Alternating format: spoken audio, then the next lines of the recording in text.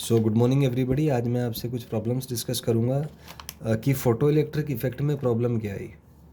तो पहला प्रॉब्लम था इंटेंसिटी प्रॉब्लम। तो इंटेंसिटी प्रॉब्लम ये था कि अगर हम वेव थ्योरी ऑफ लाइट को देखें तो उसके अकॉर्डिंग लाइट एक इलेक्ट्रोमैग्नेटिक वेव है और जिसका एनर्जी स्पेस में डिस्ट्रीब्यूटेड होता है and it is proportional to the source square of amplitude of electric field. तो अगर लाइट एक वेव है तो उस वेव का एनर्जी पूरे स्पेस में डिस्ट्रीब्यूटेड होगा और उसका एनर्जी इलेक्ट्रिक फील्ड के प्रोपोर्शनल होगा, स्क्वायर के प्रोपोर्शनल होगा।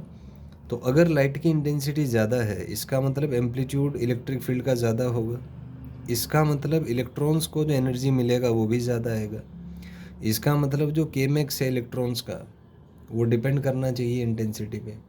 जबकि एक्सपेरिमेंटली इट वाज फाउंड कि जो मैक्सिमम काइनेटिक एनर्जी है फोटो इलेक्ट्रॉन्स का वो इंटेंसिटी पे डिपेंड नहीं करता, इंडिपेंडेंट होता है and depends only on the frequency. तो ये पहला प्रॉब्लम आया था। दूसरा था फ्रीक्वेंसी प्रॉब्लम। तो वेव थ्योरी के अकॉर्डिंग लाइट का एनर्जी यूनिफॉर्मली डिस्ट्रीब्यूटेड है। तो अगर लाइट एक वेव है तो इसका मतलब उसका एनर्जी स्पेस में यूनिफॉर्मली डिस्ट्रीब्यूटेड होना चाहिए।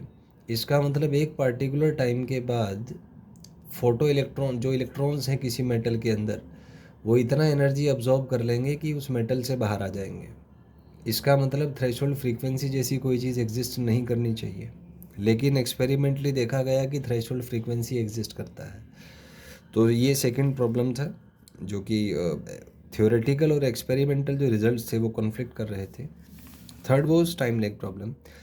तो अगर लाइट को एक वेव मान लें तो कुछ फाइनाइट टाइम लगना चाहिए between the event of absorption of energy by electron and emission of photo electron.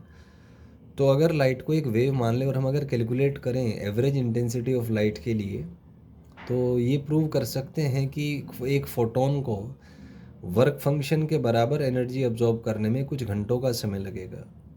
माने जिस मोमेंट पे इलेक्ट्रॉन फोटोन को अब्जॉर्ब करेगा और मेटल से बाहर आएगा इनके बीच में कई घंटों का समय होगा।